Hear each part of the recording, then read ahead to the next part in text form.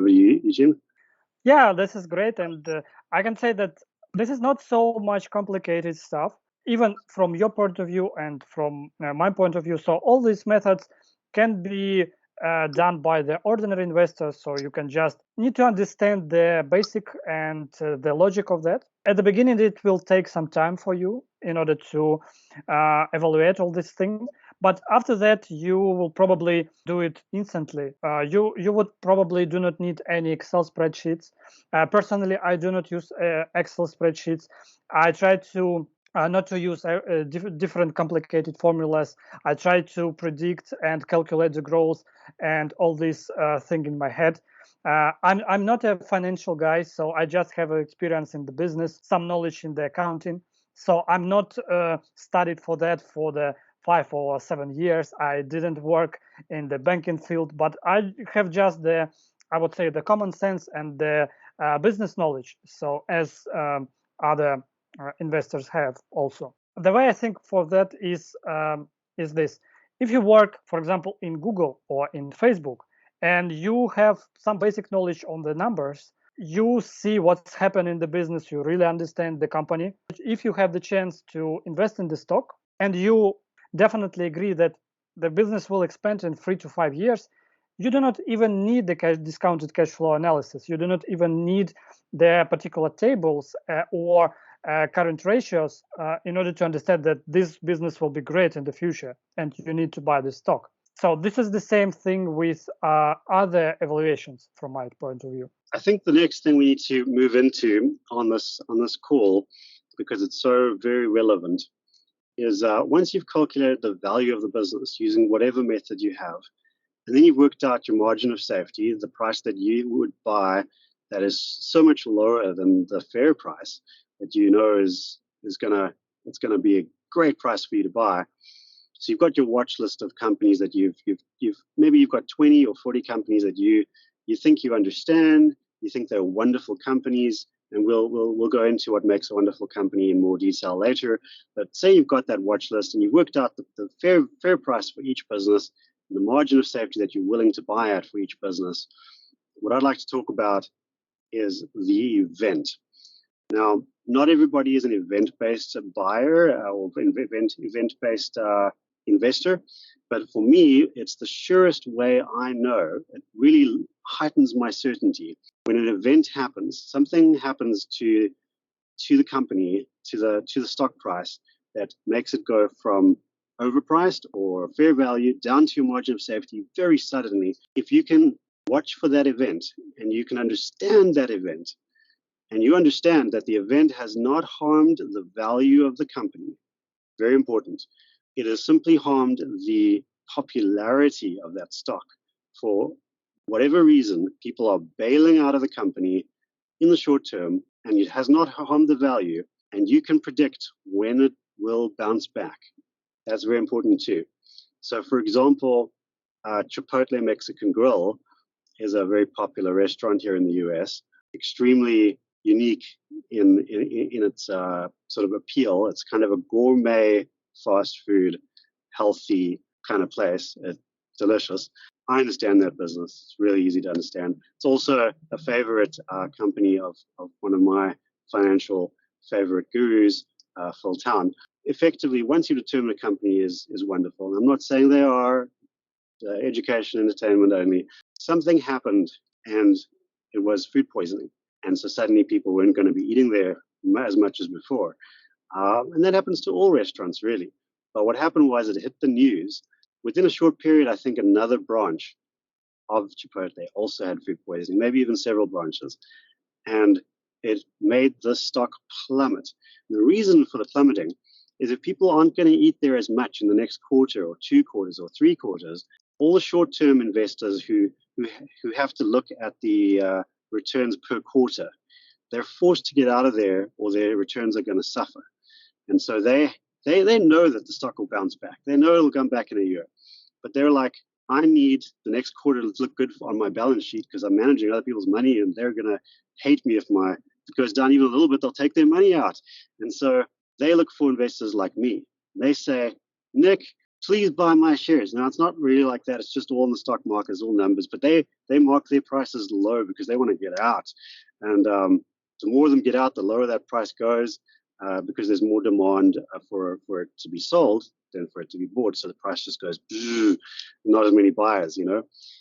So I take the stock and they're happy. They're like, yay, someone bought my stock. I get to put it somewhere else where I can make more return next quarter. I don't care about the next quarter. I want to double my money in a year, knowing that that value of the business is still there, that they're going to fix the problem, that their stock will bounce back to where it was a year from now. And I'm buying it at half the price of where it's going to go in 1 year. That means I double my money in a year. And that's the power of an event. And there are a lot of other events, and they're happening all the time. All the time. Wonderful companies, their prices just plummet 20, 30, 40, 50%. And we buy in when that event is understandable and you know it's going to bounce back. That's a very big part of the way I invest. Over to you, Eugene? Definitely agree with you. This is a great technique, and this can be added to any particular value investing method in order to purchase the stock at a pretty attractive price. I also would like to say that you really well explained about the events, and probably you and our audience heard about Poor Charlie Almanac. This is the book of Charlie Munger, the partner of Warren Buffett. And in this book, he says about this effect, which is called Lollapalooza. So it's like the combination, multiple effect of different things. And this can also be applied in this topic as well. So if we have the situation, and this is the perfect for value investor, if you really understand the company and you really understand that this is really not harmful for the company in total.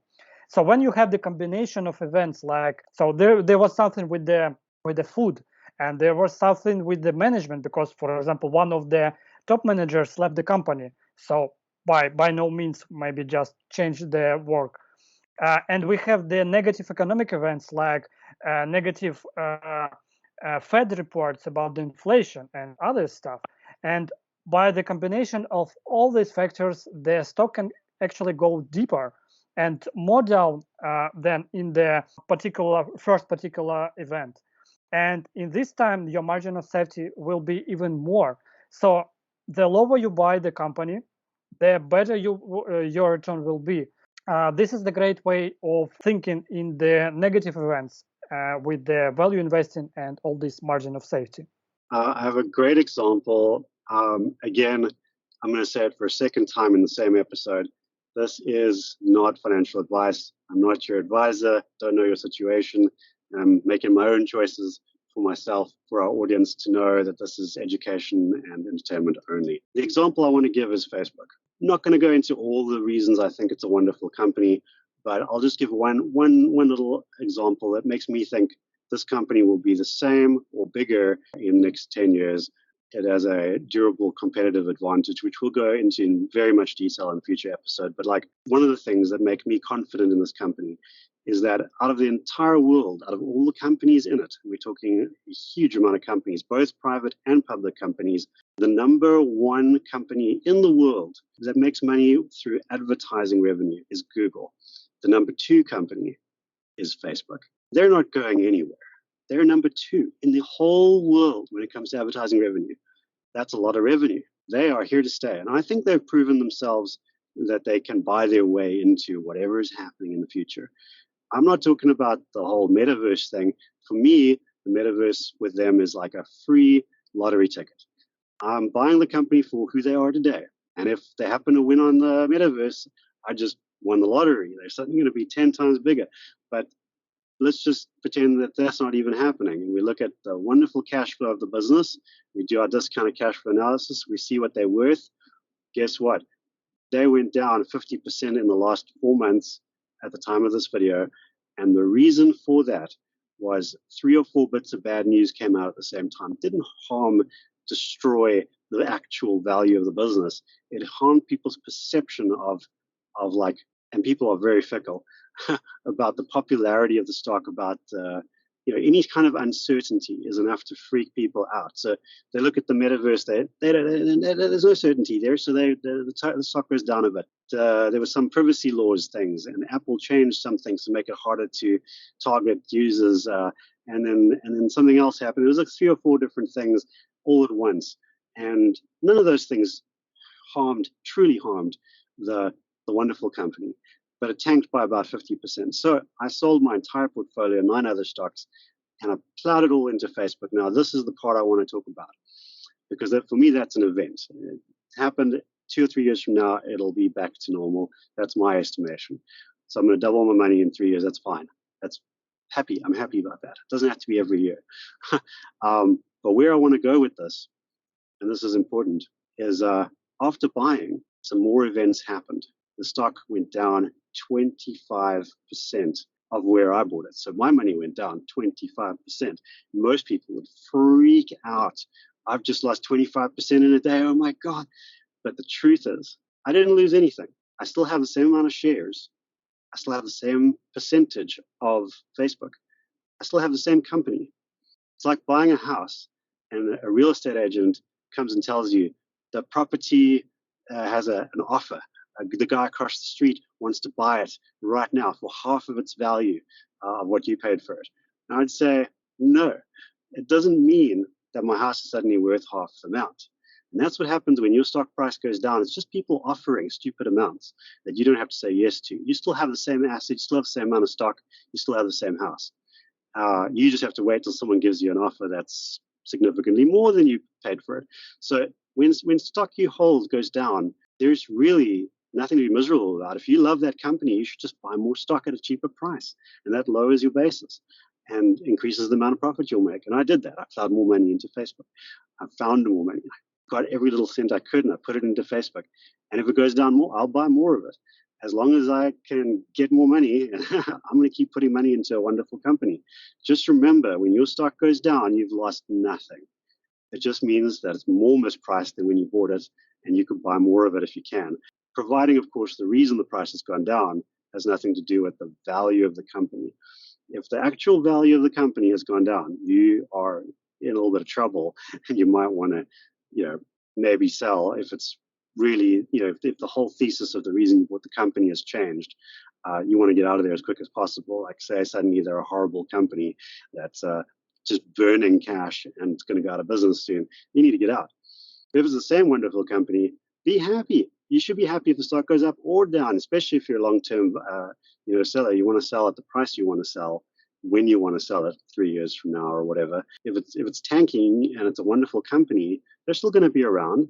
Just means you can buy shares at lower price, or you can just be calm and go, it's a stupid price. Why would I sell at a stupid price? Yeah, just know that you have the same amount of shares and things are good. And I think it's very important to understand that aspect of value, is that the value of the business isn't changing when the stock goes up and down. Over to you, Eugene.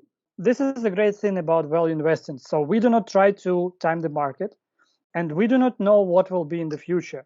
So for those people who try to predict all this stuff and do complicated analytical reports, you probably know that Warren Buffett and Charlie Munger even do not read all these reports. They do not even spend money on them, because from their point of view, these reports worth nothing. You cannot predict the market. One thing which you cannot predict and you can be absolutely sure about is whether the company is great or not. And the reason you can say that is by analyzing the company and by knowing with your professional knowledge and your circle of competence that this company will and currently earn its money. And it has stable cash flow, it has stable numbers, and probably it will continue to grow based on the mode and based on the everything which is around this company. But definitely buying the company at the margin of safety is super important. This is what most value investors really do. This is the famous quote of Warren Buffett: then others are fearful, I'm greedy. So in this case, you need to really push yourself in order to go from the different direction from the crowd. But you really need to be sure in the company. I think this is a good place to say that probably the next episode we'll be discussing how do we know it's a wonderful company, and we're going to go into the Yeah. moat, and we're going to talk about management. So that's the future episode. This is the end of this episode, guys. We will continue next time. And if you have any questions, please write them down in the comments below. And see you next episode.